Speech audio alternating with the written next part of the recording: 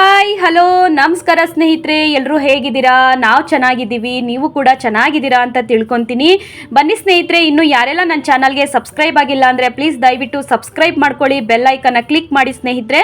ನಾವು ಮಾಡ್ತಕ್ಕಂಥ ವಿಡಿಯೋಸು ಡೈರೆಕ್ಟಾಗಿ ನಿಮ್ಮ ಫೋನ್ಗೆ ನೋಟಿಫಿಕೇಶನ್ ಬರುತ್ತೆ, ಆಗ ತಕ್ಷಣ ನಮ್ಮ ವಿಡಿಯೋಸ್ಗಳನ್ನ ನೀವು ನೋಡ್ಬೋದು. ಸ್ನೇಹಿತರೆ, ನನ್ನ ಮಗ ಚಿಕ್ಕವನಾಗಿರ್ಬೇಕಾದ್ರೆ ಅವನಿಗೆ ಯಾವ ಆಯಿಲಿಂದ ನಾವು ಮಸಾಜ್ ಮಾಡ್ತಾ ಇದ್ವಿ ಮತ್ತು ಯಾವ ಟೈಮಲ್ಲಿ ಆಯಿಲ್ ಮಸಾಜ್ ಮಾಡ್ತಾ ಇದ್ವಿ ಮತ್ತು ಅವನಿಗೆ ಹೇಗೆ ನಾವು ಪ್ರೊಟೆಕ್ಟ್ ಮಾಡ್ತಾ ಇದ್ವಿ ಅಂತ ನಿಮ್ಮೊಂದಿಗೂ ಕೂಡ ಶೇರ್ ಮಾಡ್ಕೊತಾ ಇದ್ದೀನಿ. ಸ್ನೇಹಿತರೆ, ವಿಡಿಯೋ ಯೂಸ್ಫುಲ್ ಆಗಿದ್ರೆ ಪ್ಲೀಸ್ ಒಂದು ಕಮೆಂಟ್ ಮಾಡಿ, ಹಾಗೆ ಲೈಕ್ ಮಾಡಿ, ಶೇರ್ ಮಾಡಿ, ಸಬ್ಸ್ಕ್ರೈಬ್ ಮಾಡಿ ಸ್ನೇಹಿತರೆ. ನೋಡಿ ಸ್ನೇಹಿತರೆ, ಮೊದಲಿಗೆ ಒಂದೊಂದು ಕಡೆ ಒಂದೊಂದು ಥರ ಆಯಿಲಿಂದ ಮಸಾಜ್ಗಳನ್ನ ಮಾಡ್ತಾರೆ.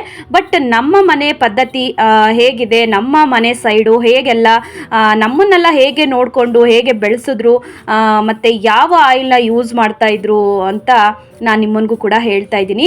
ನೋಡಿ ಸ್ನೇಹಿತರೆ, ನಮ್ಮ ಮನೆ ಕಡೆ ಎಲ್ಲ ಆಲ್ಮೋಸ್ಟು ನಮ್ಮ ಮನೆ ಸೈಡು ಆಲ್ಮೋಸ್ಟು ಹರಳೆಣ್ಣೆನೆ ಸ್ನೇಹಿತರೆ ಯೂಸ್ ಮಾಡೋದು.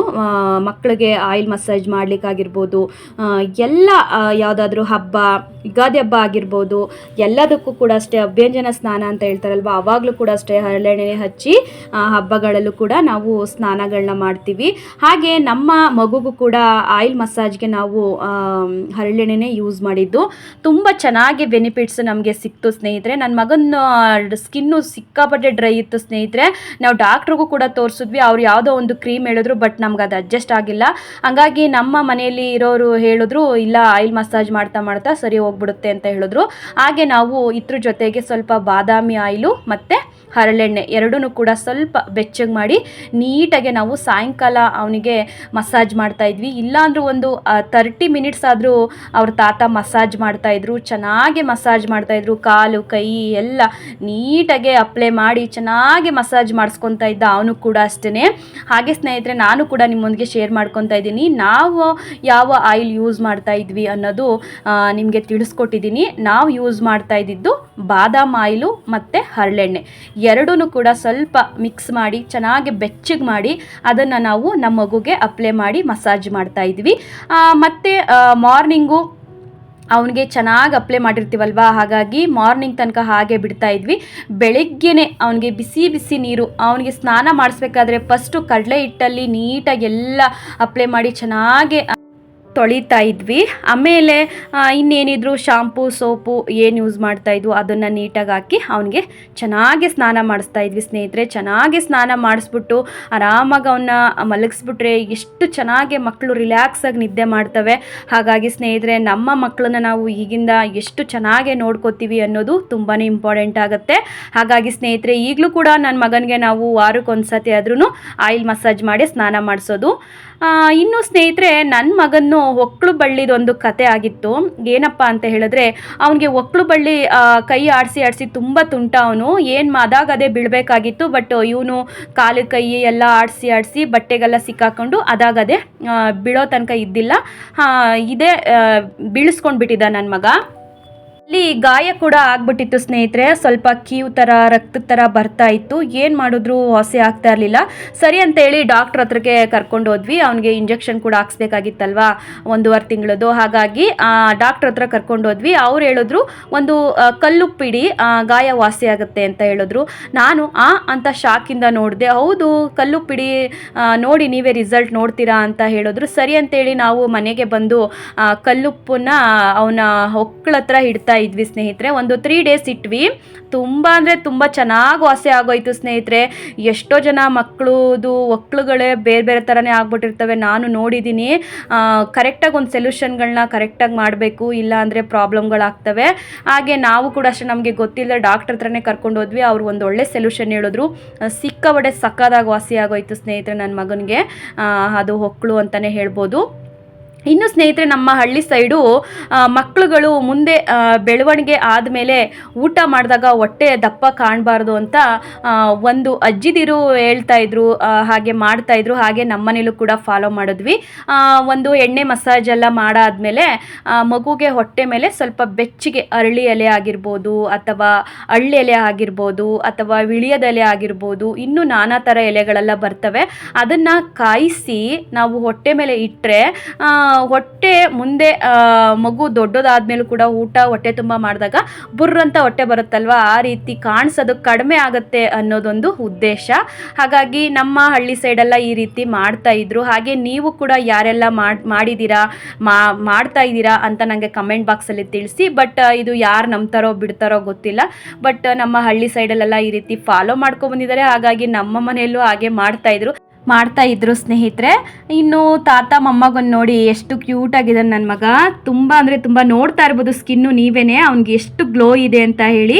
ಕೆಲವೊಬ್ಬರು ಹೇಳ್ತಾರೆ ಈ ಆಯಿಲ್ ಹಾಕೋದ್ರಿಂದ ಕಪ್ಪಗಾಗ್ತಾರೆ, ಈ ಆಯಿಲ್ ಹಾಕೋದ್ರಿಂದ ಬೆಳ್ಳಗಾಗ್ತಾರೆ ಅಂತ. ನನಗದೆಲ್ಲ ಏನೋ ಗೊತ್ತಿಲ್ಲ ಸ್ನೇಹಿತರೆ. ನಮ್ಮ ಮಕ್ಕಳು ಹೇಗೆ ಹುಟ್ಟಿರ್ತಾರೋ ಹೇಳ್ತಾರಲ್ಲ, ಹುಟ್ಟುಗುಣ ಸುಟ್ಟರು ಹೋಗಲ್ಲ ಅಂತ. ಹಾಗಾಗಿ ಬೆಳ್ಳಗಿರೋರು ಬೆಳ್ಳಗಿದ್ದೇ ಇರ್ತಾರೆ, ಕಪ್ಪಗಿರೋರು ಕಪ್ಪಗಿದ್ದೇ ಇರ್ತಾರೆ. ಅದೆಲ್ಲ ದೇವರ ಸೃಷ್ಟಿ ಅಷ್ಟೇ. ನೋಡಿ ಸ್ನೇಹಿತರೆ, ಇಲ್ಲಿ ಒಕ್ಕಳು ನನ್ನ ಮಗಂದು ನಿಮಗೋಸ್ಕರ ಅಂತಾನೆ ನಾನು ಫೋಟೋನ ಇಲ್ಲಿ ಹಾಕಿದ್ದೀನಿ. ಅವನು ಒಕ್ಕಳು ಬಳ್ಳಿ ಎಷ್ಟು ಚೆನ್ನಾಗೇ ವಾಸಿಯಾಗಿತ್ತು ಅಂದರೆ ತುಂಬ ಚೆನ್ನಾಗೇ ವಾಸಿಯಾಗಿತ್ತು ಸ್ನೇಹಿತರೆ. ನೀವು ಕೂಡ ಅಷ್ಟೇ, ಕೆಲವೊಬ್ರಿಗೆ ಈಗಲೂ ಕೂಡ ಗೊತ್ತಿರಲ್ಲ, ಅವರು ಕೂಡ ಅಷ್ಟೇ ಈ ರೀತಿ ಮಾಡಿ ನೋಡಿ. ಒಂದು 3 ಡೇಸು ಒಂದು ಉಪ್ಪಳನ್ನ ಇಡ್ತಾ ಬನ್ನಿ, ಗಾಯ ಅದೇ ವಾಸಿಯಾಗುತ್ತೆ, ಏನೂ ತೊಂದರೆ ಇಲ್ಲ. ಯಾಕಂದರೆ ನಾನು ಮಾಡಿರೋದ್ರಿಂದ ನಿಮಗೆ ಹೇಳ್ತಾ ಇದ್ದೀನಿ. ನನಗೆ ತಿಳಿದಿರೋದನ್ನ ನಾನು ಹೇಳ್ತೀನಿ ಹೊರತು ತಿಳಿದೇ ಇರೋದನ್ನಂತೂ ನಾನಂತೂ ಹೇಳೋದೇ ಇಲ್ಲ. ಹಾಗಾಗಿ ಸ್ನೇಹಿತರೆ, ನನ್ನ ಮಗ ಅಂತೂ ತುಂಬ ಅಂದರೆ ತುಂಬ ಕ್ಯೂಟಾಗಿದ್ದ, ಸಕ್ಕದಾಗಿದ್ದ ಸ್ನೇಹಿತರೆ. ತುಂಬ ಆ್ಯಕ್ಟಿವ್ ಆಗು ಕೂಡ ಇದ್ದ ಸ್ನೇಹಿತರೆ. ನನ್ನ ಮಗ ಸುಮಾರು 2 ತಿಂಗಳಿಗೇನೆ ಸ್ವಲ್ಪ ಕತ್ತೆಲ್ಲ ನಿಲ್ಸ್ಕೊಳ್ಳೋಕ್ಕೆ ಶುರು ಮಾಡ್ಕೊಂಡಿದ್ದ. ಆ್ಯಕ್ಚುಲಿ 3 ತಿಂಗಳಷ್ಟರಲ್ಲಿ ಚೆನ್ನಾಗಿ ಕತ್ತೆಲ್ಲ ಸ್ಟ್ರೈಟಾಗಿ ನಿಲ್ಸ್ಕೊಂಡು ತಿರುಗಿ ನೋಡೋದು ಮಾಡ್ತಾ ಇದ್ದ.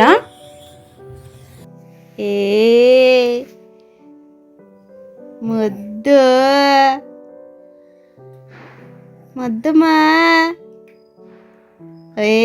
ಮುದ್ದಮ್ಮ ಮುದ್ದದವರು ಇಲ್ಲೋಡವು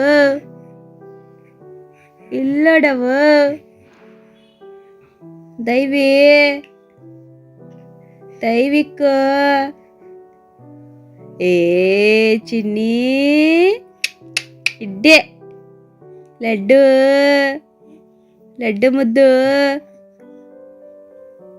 ಮುದ್ದು ತಲೆ ಎತ್ತಿ ಎಲ್ಲಿ ನೋಡ್ತಾ ಇರೋದು?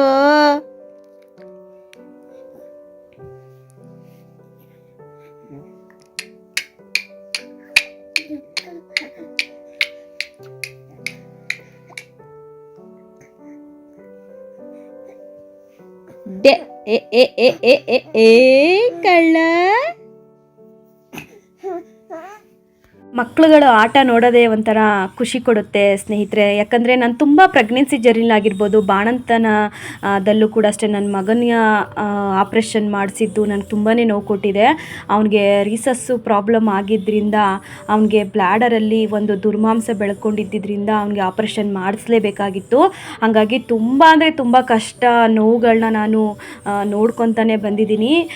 ಇವತ್ತು ನನ್ನ ಮಗನಿಗೆ 2.5 ವರ್ಷ. ಆ 2.5 ವರ್ಷ ಹೇಗಾಯಿತು ಅಂತಲೇ ಗೊತ್ತಾಗಿಲ್ಲ. ಈಗ ದೇವ್ರ ದಯದಿಂದ ಆರೋಗ್ಯವಾಗಿದ್ದಾನೆ ನನ್ನ ಮಗ ಸ್ನೇಹಿತರೆ. ಇನ್ನೂ ಸ್ನೇಹಿತರೆ, ನಮ್ಮ ಕಡೆ ಎಲ್ಲ 5 ತಿಂಗಳೊಳಗಡೆ ಕಿವಿ ಚುಟ್ಟಿಸ್ಬಿಡ್ತಾರೆ. ಯಾಕಂದರೆ ಮಗು ಮುಂದೆ ಇನ್ನೂ ಬುದ್ಧಿ ಚೆನ್ನಾಗಿ ಬಂದುಬಿಟ್ರೆ ಕಿವಿ ಎಲ್ಲ ಕಿತ್ಕೊಳ್ಳೋದು ಹಾಗೆಲ್ಲ ಮಾಡ್ಕೊತಾ ಇರ್ತದೆ. ಹಂಗಾಗಿ 5 ತಿಂಗಳೊಳಗಡೆ ಕಿವಿ ಚುಟ್ಟಿಸ್ಬಿಟ್ರೆ ಮಗು ಕಿವಿ ಕೂಡ ಚೆನ್ನಾಗಿ ಇನ್ನೂ ಎಳಸಾಗಿರುತ್ತಲ್ವ, ಹಂಗಾಗಿ ಬೇಗ ವಾಸಿ ಆಗುತ್ತೆ ಅಂತ ಹೇಳಿದರು. ಹಂಗಾಗಿ ನಾವು ಕೂಡ ಅಷ್ಟೇ 5 ತಿಂಗಳೊಳಗಡೆ ಕಿವಿ ಚುಟ್ಟಿಸ್ಬಿಟ್ವಿ. ನಾವು ಒಂಥರ ರಿಂಗ್ ಥರ ಬರುತ್ತೆ, ರಿಂಗ್ ಥರ ಬಂದು ಒಂಥರ ಡಿಸೈನ್ ಇರುತ್ತಲ್ವ, ಆ ಥರ ಕಿವಿ ಓಲೆನ ಹಾಕ್ಸಿದ್ವಿ. ಬಟ್ ತುಂಬ ಅಂದರೆ ತುಂಬ ಅಳ್ತಿದ್ದ ಸ್ನೇಹಿತರೆ. ನಮಗಂತೂ ನಾನು ನಮ್ಮ ಯಜಮಾನ ಇಬ್ಬರು ಹತ್ಬಿಟ್ಟಿದ್ದೀವಿ. ಅವನು ಅಳೋದು ನೋಡಿ ನಮಗೆ ತಡ್ಕೊಳಕ್ಕಾಗಿಲ್ಲ. ಬಟ್ ಏನು ಮಾಡೋಕ್ಕಾಗಲ್ಲ ಸ್ನೇಹಿತರೆ, ಕಿವಿ ಚುಚ್ಚಿಸ್ಲೇಬೇಕಲ್ವಾ. ನನ್ನ ಗೊಂಬೆ ಸಾಕತ್ತೆ, ನನ್ನ ಗೊಂಬೆ ಈ ದೈವ ಗೊಂಬೆ ಸಾಕತ್ತೆ. ನುಗ್ಗಿಬಾರ್ದು ಕಣವ, ನುಗ್ಗಿಬಾರ್ದು ಕಣ್ಮಗ್ನೆ. ನಾವು ಬರುಗಿಂತ ನುಗ್ಗಿಬೇಡ ಕಣವ. ನಾನು ಬರುಗಿಂತ ನೀನು ನುಗ್ಗಿಬೇಡ ಕಣವ, ನಾನು ಬರುಗಿಲ್ಲ.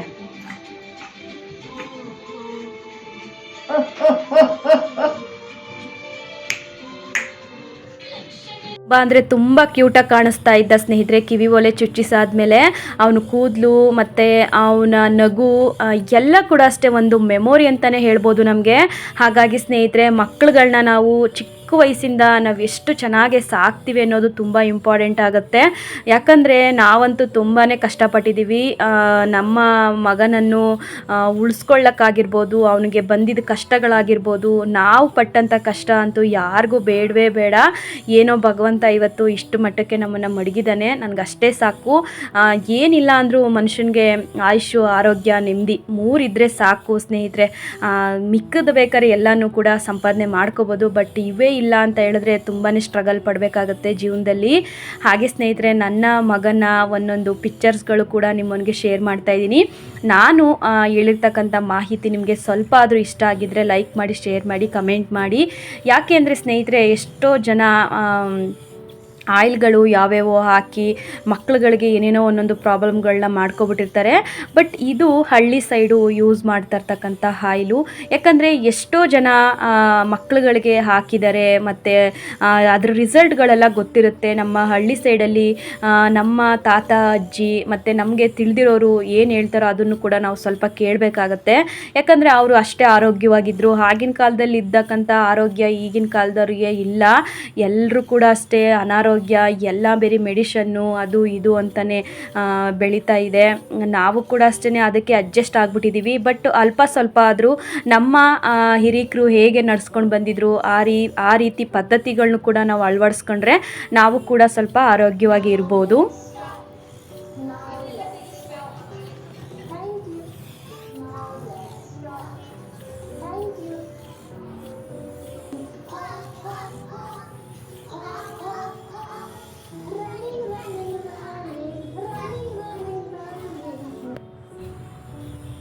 ಇನ್ನ ಬರ್ಲ ಕಣವ ಪಪ್ಪ, ಇನ್ನ ಬರ್ಲಕ್ಕಂದ ಬಂದಿಲ್ಲ ಕಣವ,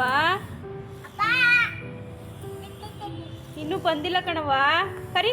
ಈಗ ನನ್ನ ಮಗ ಅಂತೂ ಅವರಪ್ಪ ಗೇಟ್ ಸೌಂಡು ಬರ್ತಾ ಇದ್ದಂಗೆ ಬೀಗ ತೊಗೊಂಡು ಬಂದು ತೆಗಿಯೋದಾಗಿರ್ಬೋದು, ಎಲ್ಲ ಕೂಡ ಅಷ್ಟೇ ಚೆನ್ನಾಗಿ ಬುದ್ಧಿ ಕಲಿತಾ ಇದ್ದಾನೆ. ತುಂಬ ಆ್ಯಕ್ಟಿವ್ ಆಗಿ ಕೂಡ ಇದ್ದಾನೆ ಸ್ನೇಹಿತರೆ. ಮಕ್ಳುಗಳಿಗೆ ಇನ್ನೇನು ಬೇಕಲ್ವಾ, ಆಯುಷು, ಆರೋಗ್ಯವಾದಂಥ ಮಕ್ಕಳು ಎಲ್ರಿಗೂ ಉಡ್ಲಿಯಪ್ಪ. ಯಾಕಂದರೆ ನಾವಂತೂ ತುಂಬಾ ಕಷ್ಟಪಟ್ಬಿಟ್ಟಿದ್ದೀವಿ. ಆರೋಗ್ಯವಾಗಿ ಮಕ್ಕಳನ್ನ ಭಗವಂತ ಕರುಣಿಸ್ಲಿ ಎಲ್ಲರಿಗೂ. ಇರೋ ಮಕ್ಳಿಗೂ ಅಷ್ಟೇ ಆಯುಷು, ಆರೋಗ್ಯ ಕೊಟ್ಟು ಕಾಪಾಡಲಿ. ಯಾಕಂದರೆ ತುಂಬ ನೋವುಗಳನ್ನ ಪಟ್ಟಿದ್ದೀವಿ. ಅಂದರೆ ಸ್ನೇಹಿತರೆ, ನನ್ನ ಹಳೆ ವಿಡಿಯೋಸ್ಗಳಲ್ಲಿ ನೋಡ್ಬೋದು ನೀವು. ನನ್ನ ಪ್ರೆಗ್ನೆನ್ಸಿ ಜರ್ನಿ ವಿಡಿಯೋ ಆಗಿರ್ಬೋದು, ಅಥವಾ ನನ್ನ ಬಾಣಂತನದಲ್ಲಿ ನನ್ನ ಮಗನ ಆಪ್ರೇಷನ್ ಮಾಡಿಸಿದ್ದಾಗಿರ್ಬೋದು, ನಾವು ರೆಸ್ಟ್ ತಗೋಬೇಕಾದ ಟೈಮಲ್ಲಿ, ಮಗುನ ಆರೈಕೆ ಮಾಡಬೇಕಾದ ಟೈಮಲ್ಲಿ ಹಾಸ್ಪಿಟ್ಲಲ್ಲಿ ಅಡ್ಮಿಂಟ್ ಆಗಿದ್ವಿ. ನಮಗಂತೂ ತುಂಬಾ ನೋವಾಗಿದೆ.